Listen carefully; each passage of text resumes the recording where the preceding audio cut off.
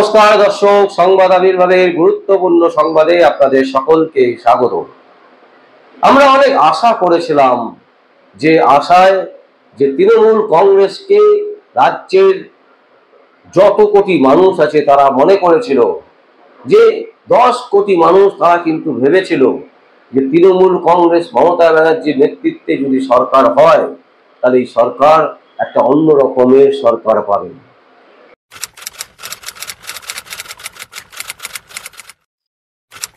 কিন্তু অচিরেই দেখলাম 2011 বসার পরে পরেই সারদা মামলা যখন সামনে এলো এবং সেই মামলা নিয়ে যেভাবে একের পর এক বিস্ফোরক তথ্য বেরিয়ে এলো, তাতে একটা জিনিস পরিষ্কার হয়ে গেল যে এই সরকার বাম সরকারের থেকেও, বাম সরকার অনেক কিছু ক্ষতি করেছে, কিন্তু এই সরকার শুধু ক্ষতি না, লুট করছে বাংলা থেকে, এবং এটাই কিন্তু পরিষ্কার।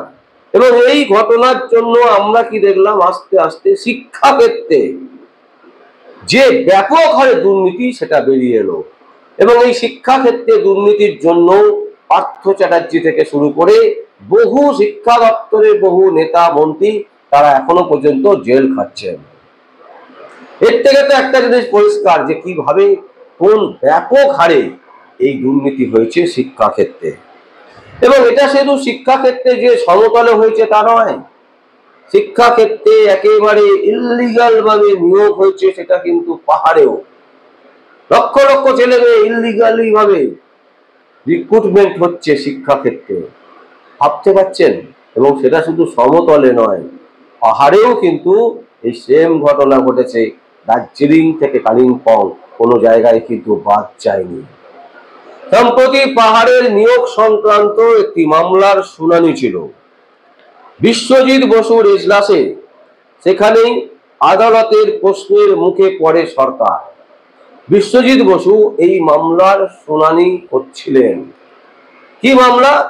যে একের পর এক যে নিয়োগ হয়েছে, এই নিয়োগ পুরোটাই হচ্ছে জালিয়াতি এবং দুর্নীতি করে হয়েছে।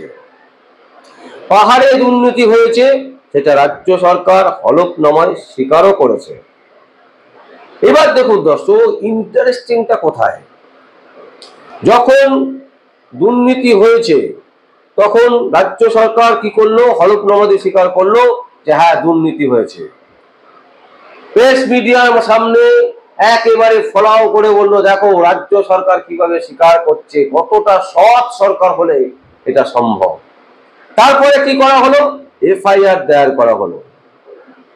আরো বিশাল ভাবে রাজ্য সরকারকে ফুলিয়ে বাংলার বিভিন্ন সংবাদ চ্যানেল, সংবাদ মাধ্যম যারা দালালি করে তারা তো অবশ্যই, এবং যারা নিউজ করে তারাও একেবারে ফলাও করে নিউজ করলেন কি, যে এফআইআর করেছেন, যে হারে দুর্নীতি হয়েছে, পাহাড়ে যে নিয়োগ হয়েছে সেই নিয়োগের সংক্রান্ত মামলার যে দুর্নীতি ধরা পড়ছে তাকে সমর্থন করেননি রাজ্য সরকার, এবং সেই কারণে এফআইআর দায়ের করেছেন।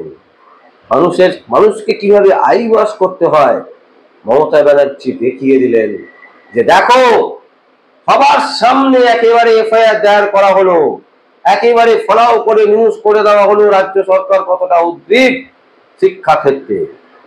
কিন্তু দর্শক, চোর চুরি করে পালায় ঠিক কথা, কিন্তু কিছু না কিছু ক্লু রেখে যায় এবং সেই ক্লুটাই চোরকে ধরিয়ে দেয়। মমতা ব্যানার্জির ক্ষেত্রেও কিন্তু সেম জিনিস ঘটছে। মমতা ব্যানার্জি ভেবেছিলেন আমি এইভাবে চাল ছেলে এমন ভাবে বেরিয়ে যাব কেউ ধরতে পারবে না। কে ধরবে আমাকে? আমাকে তো বাংলার কয়েক লক্ষ ক্লাব, কয়েক হাজার ক্লাব তারাই আমাকে জিতিয়ে দেবে, কারণ তাদেরকে আমি টাকা দিই, পয়সা দিই। প্রচুর মহিলারা আছে যারা আমার থেকে টাকা নেন প্রতি মাসে 1000, 1200, 1500 অনুদান, এবং যে অনুদানের জন্য তারা লিপস্টিক কিনতে পারে, বাচ্চার পড়াশোনার টিউশন ফি দিতে পারে, তাদের এই টাকাটা সাংঘাতিক ভাবে প্রয়োজন। এবং সেটা ভোটের আগে আমি দেখেও নিয়েছি যে কিভাবে সেই টাকাকে পাইয়ে দিলে মানুষ কিভাবে আমাদেরকে ভোট দিতে পারে। মমতা ব্যানার্জি এটা বিচক্ষণ জেনে গেছেন এবং ভালো মতন জানেন, এবং সেই জানার জন্য তিনি কিন্তু একেবারে হলফনামা শুধু নয়, হলফনামা দিয়ে তো জানালেন কোর্টকে, তারপরে এফআইআর দায়ের করলেন। রাজ্য সরকারের ভাবমূর্তি উজ্জ্বল হলো, রাজ্য সরকার ভোটে জিতে বেরিয়ে এলো, লোকসভায় একেবারে ছিল যা সিট তার থেকে সিট বাড়িয়ে একেবারে ঠনঠন ঠনঠন করতে করতে মমতা ব্যানার্জি দিল্লি চলে গেলেন। মমতা ব্যানার্জি বলছেন কি, এরপরে আমি প্রধানমন্ত্রী হব।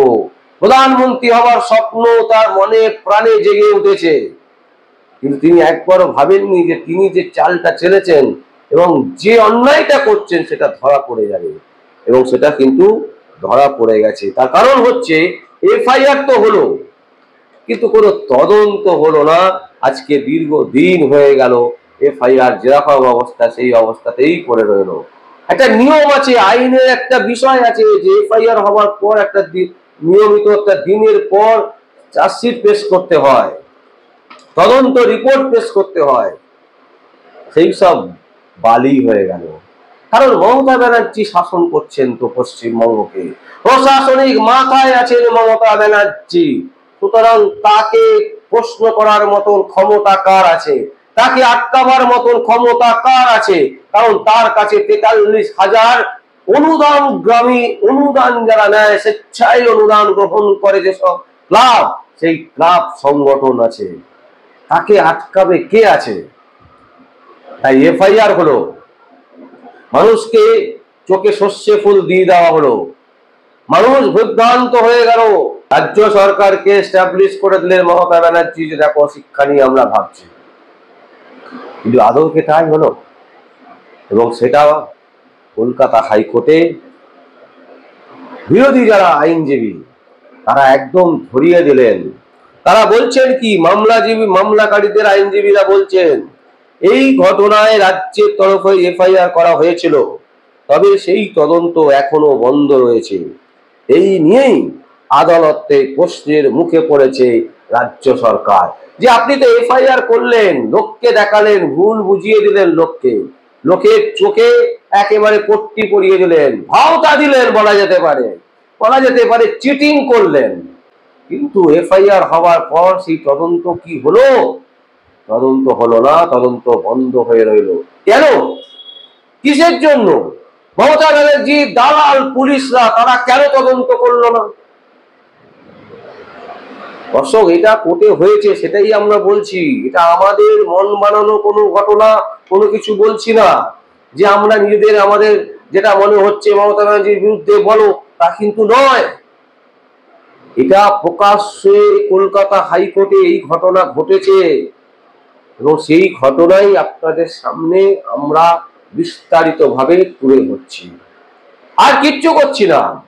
আমাদের কোনো কিছু করার সাহস বা ক্ষমতা নেই।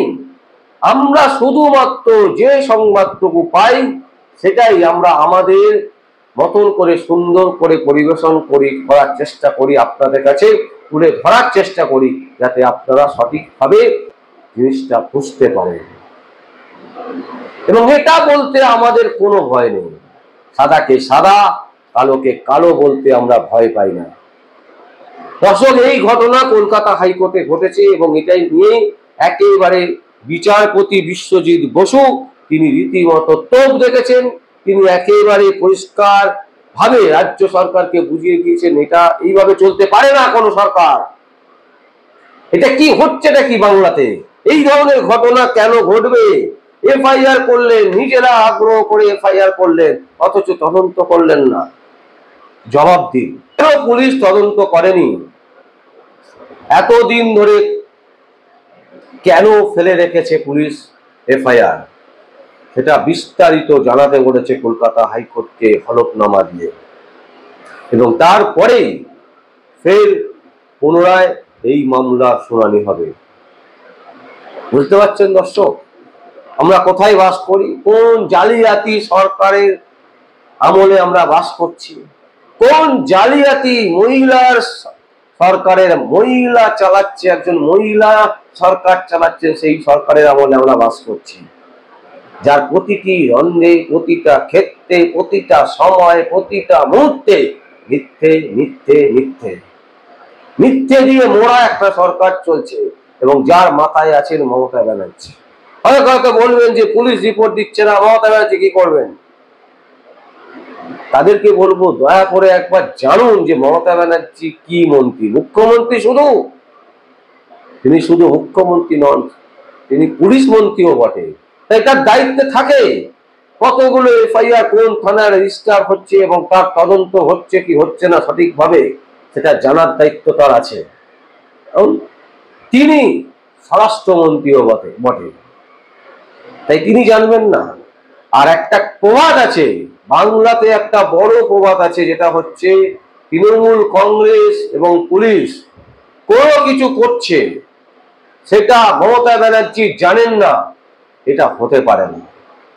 এরকম অনেকে ঠাট্টা করে বলে যে বাংলায় একটা পাতা যদি নড়তে হয় সেটা মমতা ব্যানার্জির পারমিশনে নড়ে, তা নাহলে সেই পাতাটা নড়তে পারবে না। সুতরাং এক্ষেত্রে মমতা ব্যানার্জি জানবেন না, এটা হতে পারে না, কারণ তিনি পুলিশ মন্ত্রীও বটে এবং তিনি মুখ্যমন্ত্রী। আর তিনি যদি জানতে না পারেন বা তার কাছে যদি সেই ইনফরমেশন না থাকে, তাহলে বলতে হবে তিনি ফেলিওর, সিস্টেমকে তিনি বোঝেন না, তিনি রিজাইন দিয়ে দিন। কিন্তু এইভাবে বাংলার মানুষকে আর কতদিন তিনি প্রতারণা করবেন? বাংলার মানুষকে দু রকম ভাবে প্রতারণা করছেন। একটা হচ্ছে তিনি তার যে প্রতিশ্রুতি, সেই প্রতিশ্রুতি তো তিনি রাখছেনই না, সেখানে বাংলার মানুষকে প্রতারিত করছেন। আর একটা হচ্ছে বিভিন্ন কিছু পাইয়ে দেওয়ার বিনিময়ে যে অর্থ তার দলের লোকেরা লুট করছে, সেটাও কিন্তু একটা বিরাট প্রতারণা। এবং এই দুটো প্রতারণা করেই কিন্তু তৃণমূল কংগ্রেস বেঁচে আছে, তৃণমূল কংগ্রেস টিকে আছে। তৃণমূল কংগ্রেসের পতন সেই দিনই হবে যেদিন বাংলার প্রতিটি কোনায় কোনায় মানুষ বুঝতে পারবে যে তাদের কি ক্ষতি করে দিয়ে যাচ্ছেন মমতা ব্যানার্জি। যেদিন এটা বুঝতে পারবে সেদিন মমতা ব্যানার্জি আর মমতা ব্যানার্জির জায়গায় বসে থাকতে পারবেন না, একেবারে চিরতরে তাকে এখান থেকে টাটা করে দেবে বাংলার মানুষ। দর্শক, আমাদের আর কিছু বলার নেই। আপনাদের যদি কোনো কমেন্ট থাকে আপনারা অবশ্যই আমাদের কমেন্ট বক্সে কমেন্ট করবেন। আর দেখতে থাকুন পরবর্তী সংবাদ আবির্ভাবে। আমার নাম বিশ্বজিৎ পাল, সংবাদ আবির্ভাবের জন্য।